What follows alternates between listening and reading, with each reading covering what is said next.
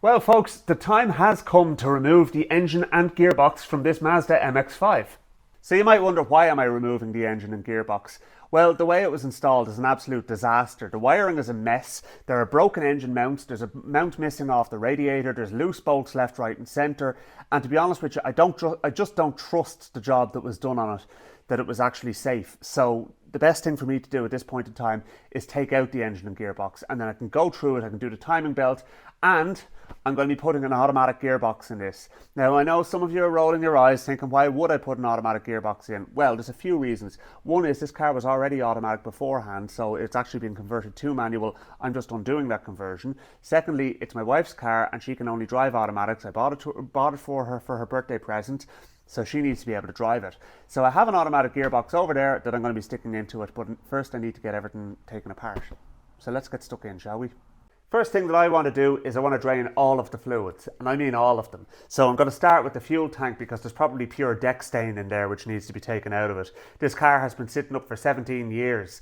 Now, I don't know what the hell is in the bottom of this fuel tank, but I'd say my lawnmower would probably struggle to run on it. So let's get all of that muck out of it. So, here is the fuel tank drain.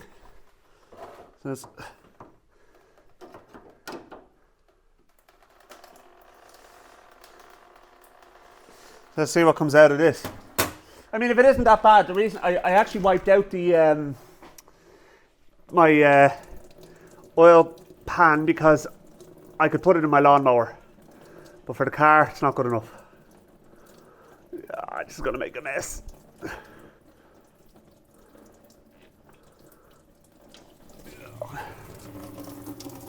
I just hope this thing is big enough.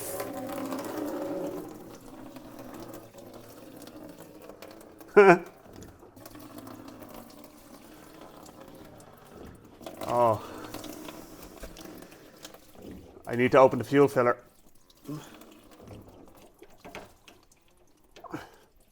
Let's get that back in first. Oh, it's gone up the arm. Jesus. Ah! God. How am I going to get out the bloody fuel filler now? Step ladder. All right. So there we go. So there's the pressure taken off. Camera's going to get destroyed.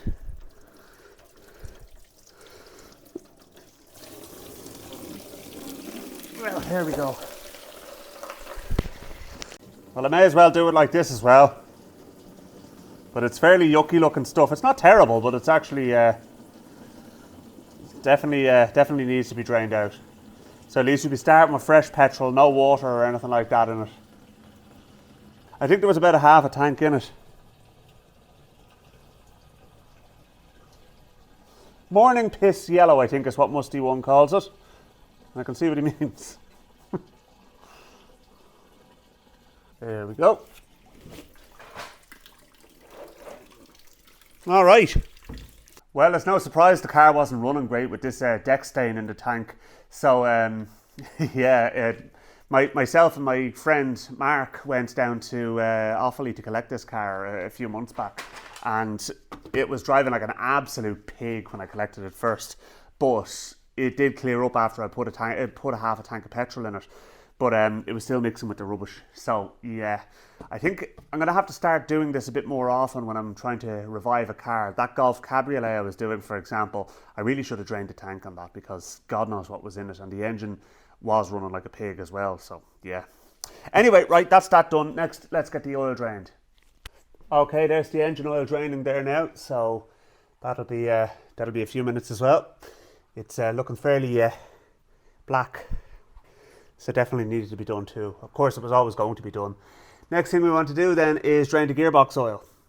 So that's the engine oil now drained. So next is the gearbox oil, and I was going over to get my 24mm spanner to take it off, but I didn't need to because the bloody thing is already loose.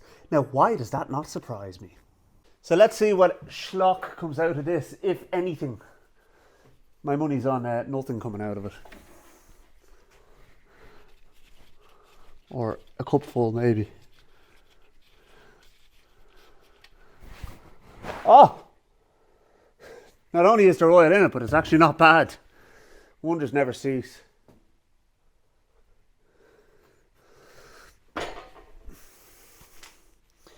Now, there's generally a rule that if you're going to be draining the gearbox, make sure you can get the fill plug out first. I'm going to be draining this, but I'm not going to be putting it back in the car, so it really isn't my concern, to be honest with you. So, anyway, leave that to drain. Now, whether or not that's actually gearbox oil or crisp and dry, we don't know, so that's anybody's guess. It neither smells nor looks like gearbox oil. I'm wondering, is that actually just engine oil that was thrown in there? Anyway, look, it's coming out one way or another, so it doesn't really matter. The one thing I will say is that it doesn't have any chunks or anything like that coming out of it either, and there was nothing on the magnet in the drain plug, so that's a good sign. I plan on selling this gearbox actually, so if it did have chunks in it or something like that, I wouldn't be selling it. I'd be, I don't know, donating it to the Museum of Modern Art or something. All right, good enough. Doesn't need to be completely drained, just drained well enough so that the oil doesn't come pouring out the arse end of the gearbox when we pull the drive shaft out of it. So I'm just going to put a spanner on that now anyway. Radical concept, I know, but lastly, coolant. So let's take out the little drain plug that's at the bottom. See what sort of muck comes out of here now.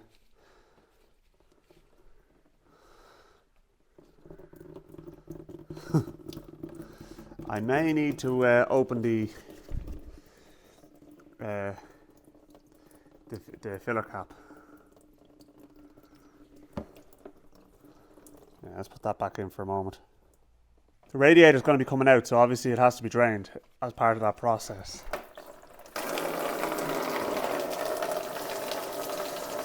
Well, that's a lot of things, but it's certainly not coolant anyway, that's for bloody sure.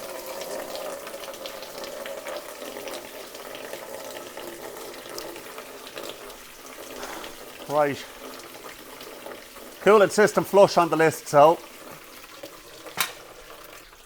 not a great deal of stuff in it either for that matter. Alright, so that's the coolant drained, the oil drained, the gearbox oil drained and the fuel tank drained. So we're pretty good there on that one now. So next thing to do is to actually start unbolting a few bits and getting ready to actually take the engine out. Now, I'll have to get it down off the ramp in order to do that, so I'll be putting the wheels back on. I need to finish a couple of jobs on that, but they'll be finished before this video goes live, if you know what I mean, through the miracle of editing. So anyway, yeah, we'll get that taken care of, get the wheels back on it, roll it back, get the engine hoist in place. But before I take it off the ramp, I want to just unbutton a few things, take the drive shaft out, take the support cradle out, disconnect anything underneath the car that needs to be disconnected. A bit to do, so no time like the present, let's crack on. Okay, so now that all the fluids are drained, and it's actually a couple of days later for me, I am going to start getting things disconnected in the engine bay. So first thing I want to do is I actually want to get the bonnet off, because that's going to be in the way later on down the line, so we may as well get it off now, and then we're going to proceed with taking the electrical connectors off. So I've actually started labelling them already, so there'll be a few more I have to label along the way, but that's an important step really. So that's stripped out. That's the wrong nut. Our first snag, have to try and get this nut off here, so that's going to be fun. Yeah, it's well stuck on there. Leave it with me, I'll come back to you. It's stripped anyway, so there's nothing I can do about it. I'm going to have to just cut it.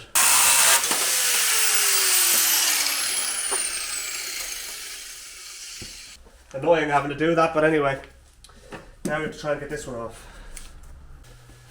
Okay. Relatively easy bonnet to remove if it wasn't for the twits who stripped and broke every bloody bolt.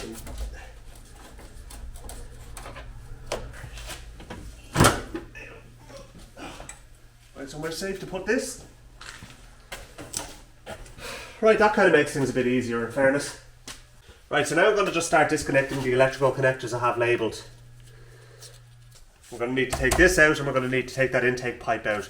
And by taking them out, that will give us a bit more room to access other things as well anyway. So let's do that now. Just take the accelerator cable bracket off. So we're taking the bracket off rather than disconnecting the cable. We're not losing our adjustment. Just basically run the accelerator cable right the way around the quadrant it attaches to. and it just slides out.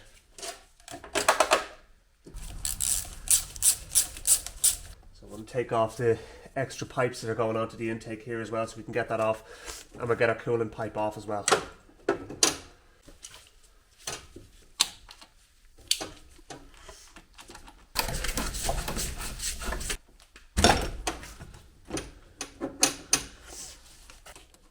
Take this pipe off. There's at least a little bit of wiggle room. There we go. This off next. So it's supposed to be more than 2 bolts, but there are only 2 bolts holding it on. There's nothing tight on this car at all. Jesus Christ. Right, there we go. This is the reason I'm taking the engine out, by the way, is because of the fact that I don't trust for a second that anything was done right when it was installed. The more I discover, the more I think, Jesus Christ, these people should have no part in touching a car. I'm sorry guys if you're watching, but you really need to up your game. Alright, but that does give us a bit of access on that side of the engine anyway. Okay, I'm actually going to try and get this bit off here because it'll give us much better access. It's a lot easier when you have the right tool for these spring clips. Volkswagen used them a lot, so that's why I actually invested in the tool. I was thought of a wish. It wasn't exactly expensive.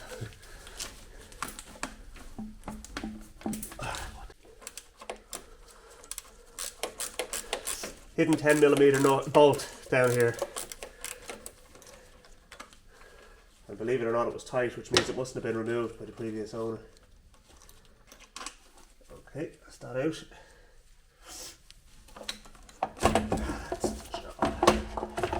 That gives us a lot of access. It's a great big kind of inlet plenum type of thing here, which actually turns out I didn't even need to undo that Jubilee clip there, or the spring clip. And that one down the bottom there looks like it might be intake air temperature, so that electrical connector, so I'll label that up. I didn't even see that. So as well, I did take this off. Oh, it may or may not be intake air temperature, but it's going to be me putting it back on. So if I think it's intake air temperature now, and I do after I'm finished the job, then it doesn't really matter. I'm sure I'll find out in the fullness of time what exactly it is. So right, I want to put something over the intake as well. Well, actually the butterfly is closed, so it's alright. Put that out of the way. And we have our fuel lines. We've our manifold vacuum for the brake booster. Yeah, it's really just a case of feeling your way through it, you know, that way. Like, so let's take that one off now. Sometimes the pliers is actually the easiest way of taking these off. There we go, that's out of the way. Now there is a 10mm nut there with a lot of grounds at the very back of the intake manifold here. So I'm going to undo that, and that should hopefully allow us to start taking a few of the electrical connectors out of there, and then we can start looking at our fuel lines in as well.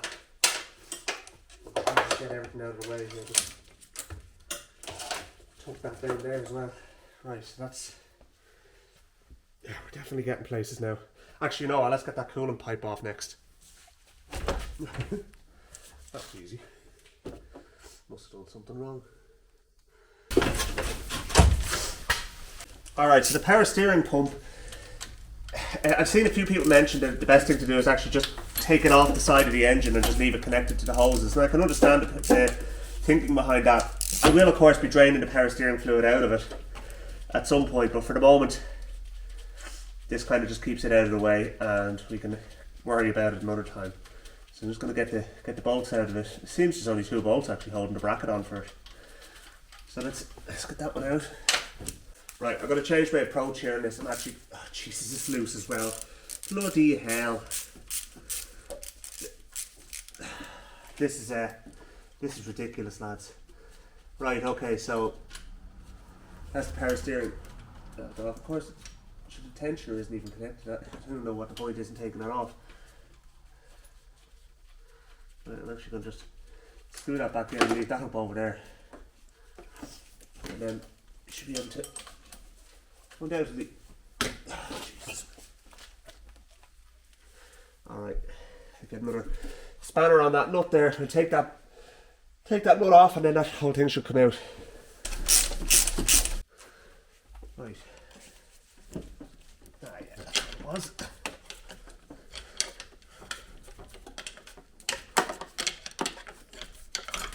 Alright. That's the power steering pump up out of the way. So what I'll do is I'll get a cable tie and just tie it up over here or something like that. Yeah, that'll do. Just while I'm in here, I'm going to get the heater matrix hoses off, one of which doesn't have a Jubilee clip on it at all, so I'm going to take it off at the other end anyway. There we go. Right, so that's the heater matrix disconnected. Next, radiator. So there are supposed to be, I think a total of 4 bolts holding the radiator in. There's one on this car. So I'm going to just undo this and then we can see about getting that bottom hose off. I might just lift it up a little bit on the ramp to get it that one. The radiator is actually missing the entire bracket off the other side, so I actually have a new bracket for it. So radiator should be fairly close to being ready to lift out. I should be able to actually just reach down and pull that bottom hose off. Okay, now expansion tube off.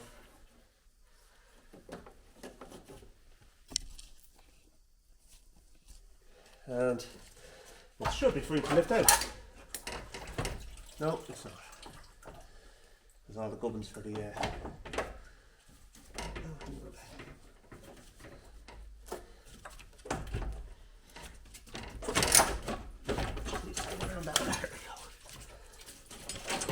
radiator out.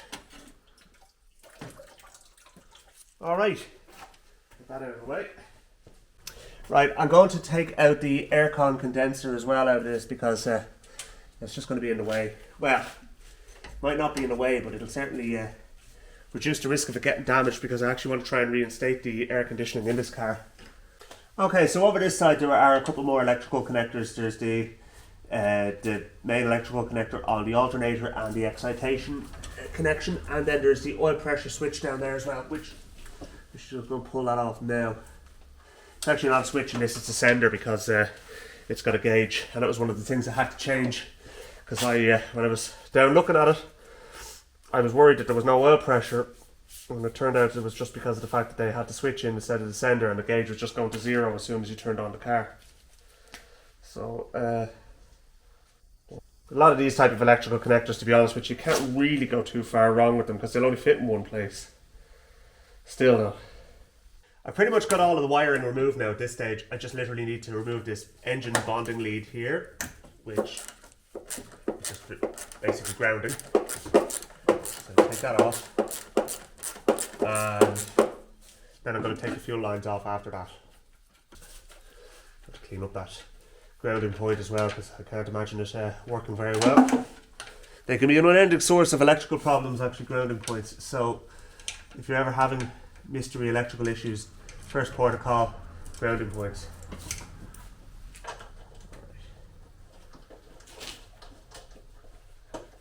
Now you'll notice I'm putting all of the bolts in back in where I take them out of for safekeeping. Any of the ones I can't do that with, I'm putting in labelled bags. But anyway, so far I haven't really needed to do that. We're nearly at a point now where we can actually get the car up in the air, and I'll be taking the exhaust off, and we'll be kind of working on the bottom, obviously, and getting anything loosened off that needs to be done there. Let's get those fuel lines off first of all. Now they say the way to depressurize the fuel system is to run the engine basically with the fuel line, with the fuel pump off, but I can't do that because I've no oil in the engine. I should have done that beforehand. So I just have to be careful when I pull that fuel line that fuel might spray out, so I'll keep my distance. Not the safest of ways of doing it, but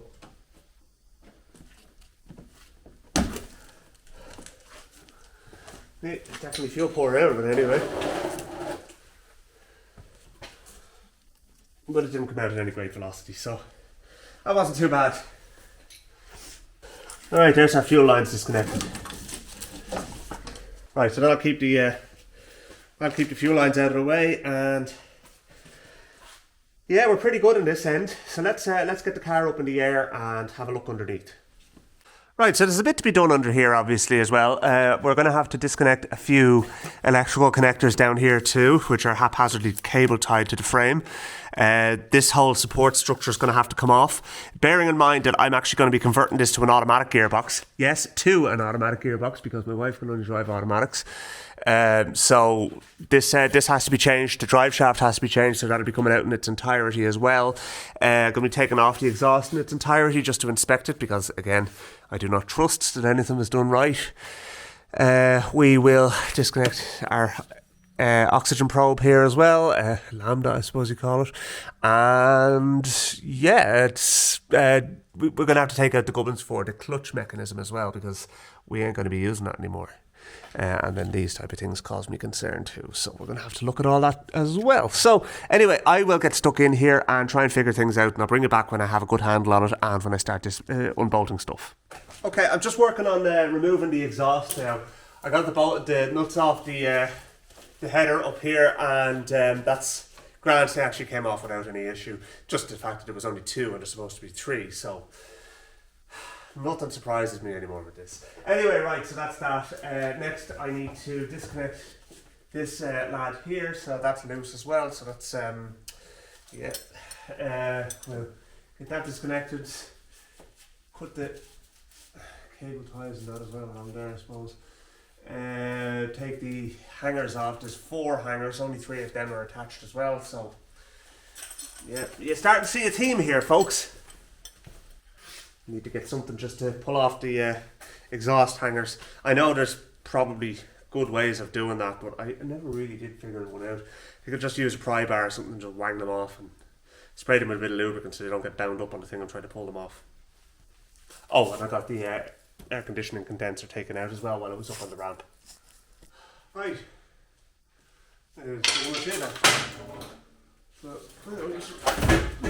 Jesus. This could be a bit heavier than I was expecting.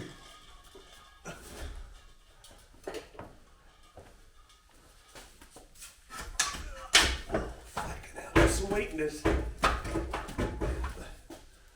Might do well to split it in 2 actually, if I can get those bolts out there. And split it at the flange after the cat. Might make sense. Let's see if I can do that. Might just hang that back up there actually. Okay, so now that separates the 2 halves of the exhaust, and that is definitely the way to go.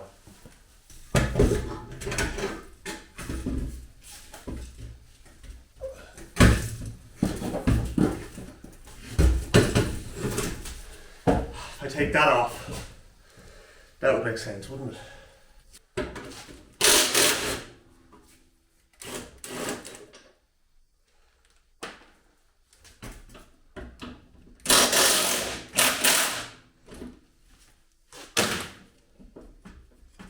And there we go.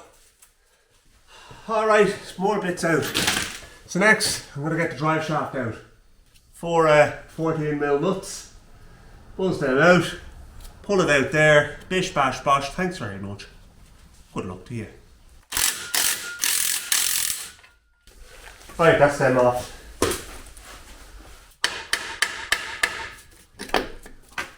And pull it out.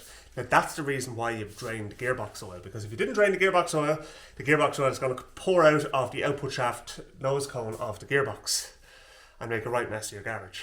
I don't know if it would do it when it's level, but when you go and tilt the gearbox when you're taking it out, that's when it will do it. Nuts and washers back on that for the moment anyway, just to keep them safe. And we won't be using this drive shaft again. This is for the manual. Gearbox, so we'll be swapping that for the automatic gearbox one.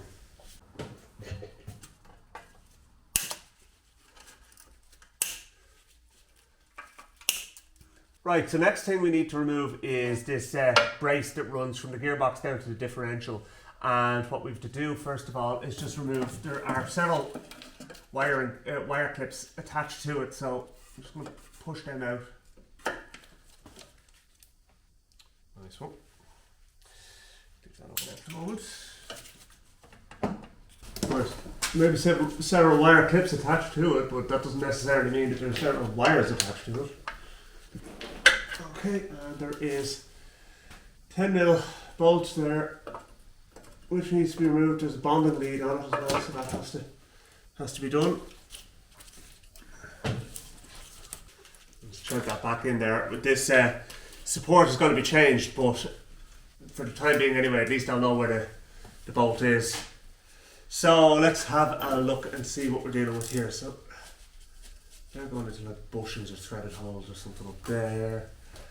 I just need to make sure that when I take this off, nothing's going to fall out on top of me. So I don't see how it would. But what I'm going to do is I'm going to do a little bit of reading. Okay, so as far as I can tell, you do need to support the gearbox when you're taking off the power plant frame. Other people are saying you don't. I just don't want to risk it. So what I'm going to do is I'm going to take one bolt out in either end and loosen the other bolt. Leave some bolts in loose and kind of just make sure that the gearbox stays supported. I mean, either way, it's going to be attached to the engine. The engine's not going to go anywhere. But you just don't want the whole thing to tilt back and do damage or clatter you. So anyway, right, first thing I'm going to do is I'm going to disconnect all the clutch gubbins and get everything out, get everything to do with the clutch out of there, because we're not going to be using it anymore. Okay, so I have the hydraulic line disconnected from the hose, or the clutch master cylinder or slave cylinder there. So nothing else is attached to the gearbox or anything. There's no bracketry or anything like that. But sure, why should I be surprised? So yeah, there's going to be a bit of brake fluid dripping here, so I'm going to put a pan down for that. So there are two bolts here, and two bolts down the very back. And I'm going to slacken them or remove them all together, and then we're going to start. I'm going to let the car down close to the ground so I can support the gearbox with a trolley jack. I don't have a pole jack, so that's kind of really all I can do. But yeah, it seems like a good enough theory anyway, so that's how I'm going to do it. Okay, so you bugger. Copyright machine that did. Alright, so I'm going to buzz this one out all the way. So that's one of the bolts. And just loosen that one.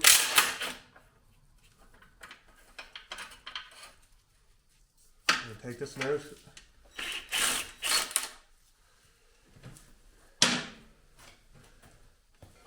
We can take them out and back as well.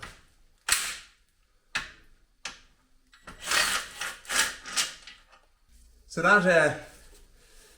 that power plant frame now is free to come out as soon as I take off those take out those two bolts, and that is basically, I just want to make sure, but I think they were pretty much good to go on the underside.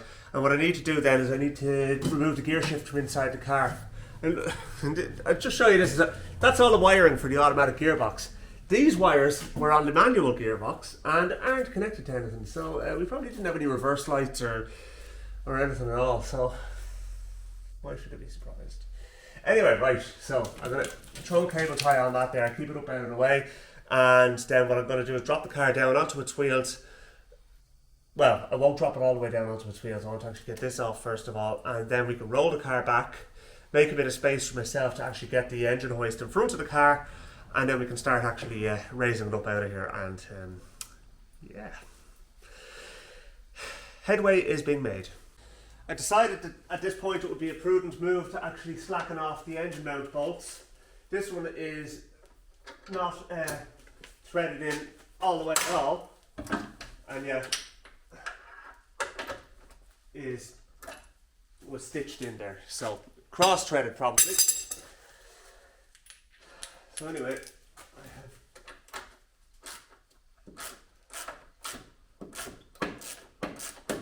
so gravity is keeping the engine in place, and on the far side there is nothing.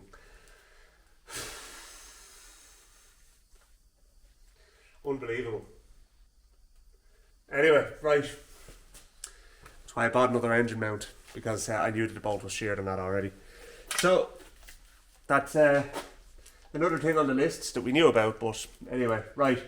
So now I'm going to let the car down off the jack, or off the ramp, and most of the way. Get the trolley jack in underneath, take off the engine support, the power plant support, or power plant frame, whatever the hell they call it. And then we'll roll the car back, get our hoist on, and see how we go. Actually, before I go any further, I want to take off the gear shift, or take out the gear shift mechanism. So it's not properly in there anyway, so it's fine. Can come out. There are 2 screws back here, which I think we probably should remove as well. I hope that the center console is the same for the automatic as it is for the manual. I think it is, but I suppose we'll find out. I'm really looking forward to getting this car working properly, because it actually is going to be great crack. Crack is the Irish word for fun, by the way, for those of you who do not know. So, over there, electric window connector. Over there, and now can that unscrew? Yes, I can. Alright, get them out of the way, don't need them anymore. If any of you are interested in buying the manual gearbox and associated paraphernalia off me, make me an offer. I am going to be selling it anyway, so right, let's get it. Socket, and I removed those 4 bolts.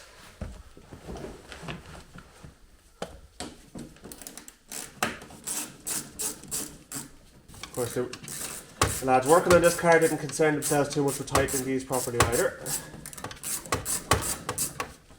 Okay, they were run in, but they weren't tight. Okay, that's those out. So now this should lift up. And there are another 3 bolts holding this on as well. So there's 1, 2, 3. So we'll take them off.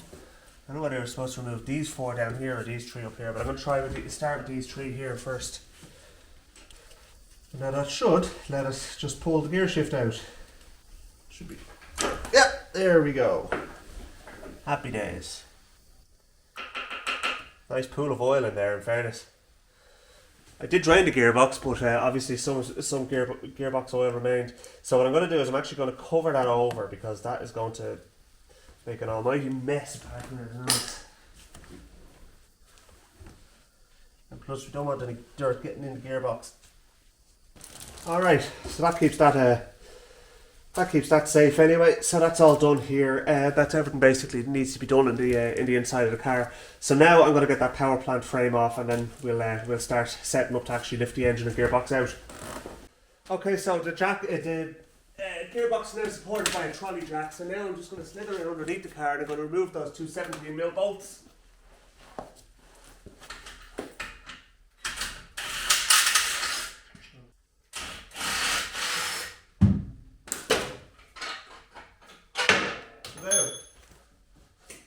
So what needs to happen now to get that off? That's the next question. I think a few taps of a hammer just to tap it off the differential and then give it a wiggle. So we'll just go in the back here.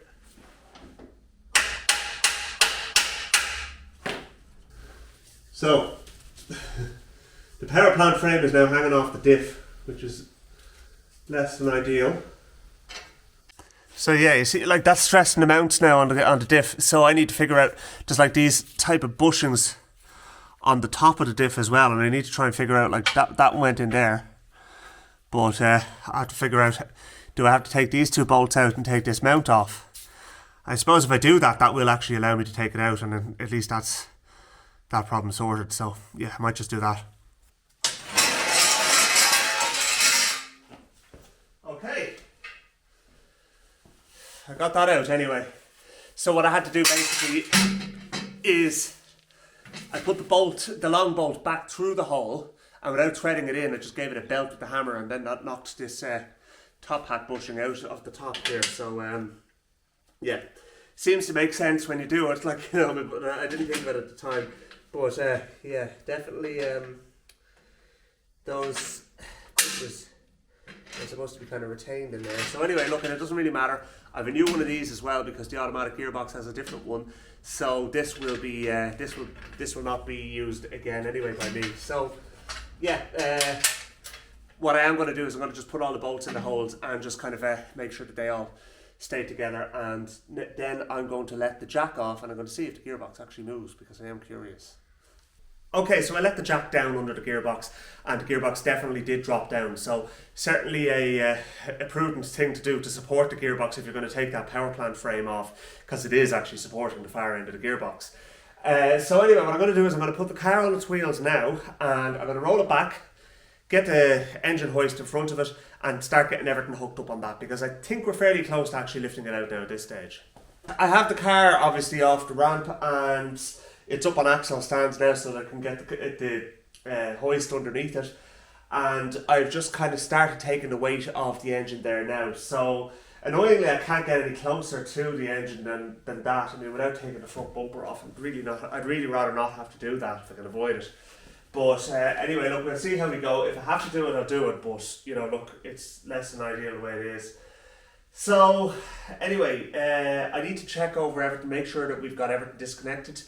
And if we need to obviously disconnect things, I think there is actually a coolant hose on the far side that I still have to do, and we'll just kind of gingerly start taking a little bit of pressure on it and seeing how things are going for us. So yeah, well, let's get stuck in.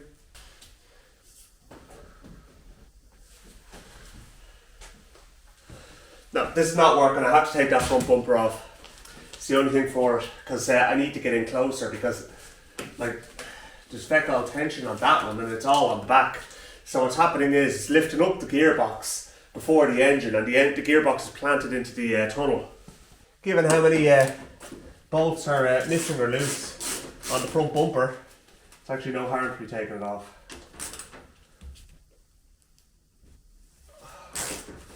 There's 2 bolts missing over there. So that would suggest to me that this bumper has been off before.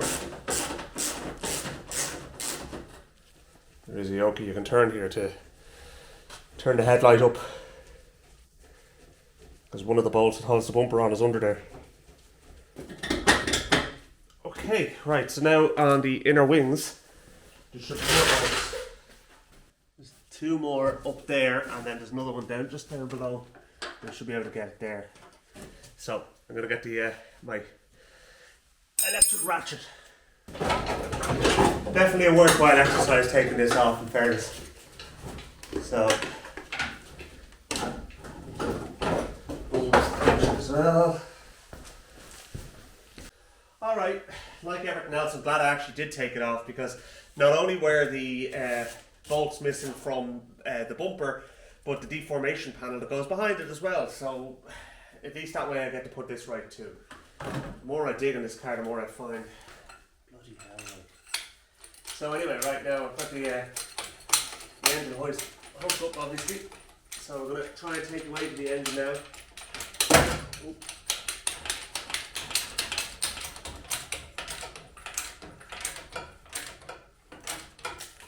Give it a wiggle. Alright, that's looking pretty positive at this stage now. So let's see how we're doing for.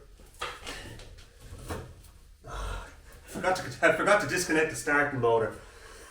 I knew there'd be something. Oh my god, my tools are all over the place, folks. It's getting out of hand at this stage. I need to try it. I need to stop and tidy up in a minute. Okay, there we go. So that's all of it. Wiring for the engine out of the way now. It's just held up on the starting motor wiring.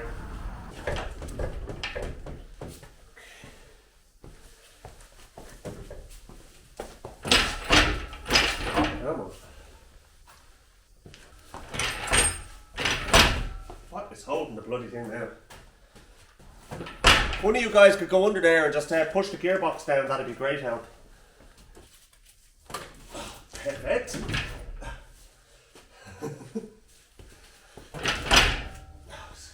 something underneath it. So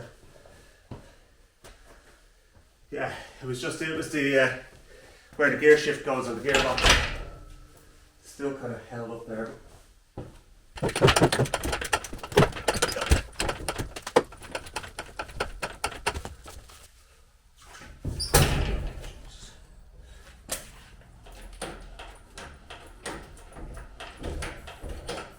Oh, come on.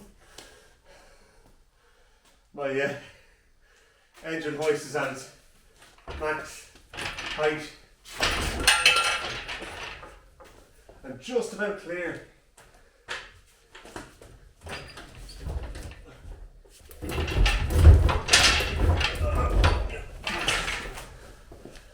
Right now, if I could let the car down, it would be a great help. Bloody hell, how am I going to do that? I suppose I could.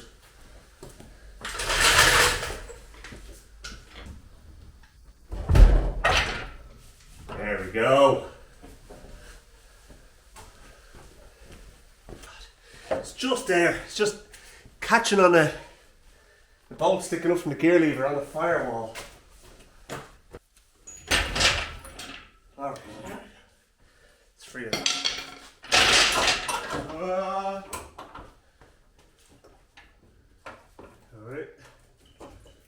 Okay.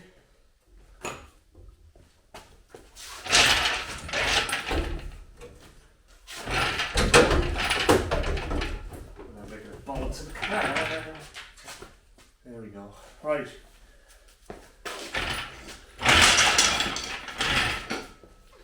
Happy days. Engine and gearbox removed. Okay, so engine and gearbox, as you can see, are now out of the car, which is what I set out to achieve in this video. There were a few hiccups, namely the fact that the engine hoist just didn't go quite high enough. But I do think that for that type of job, having two people would make a massive difference.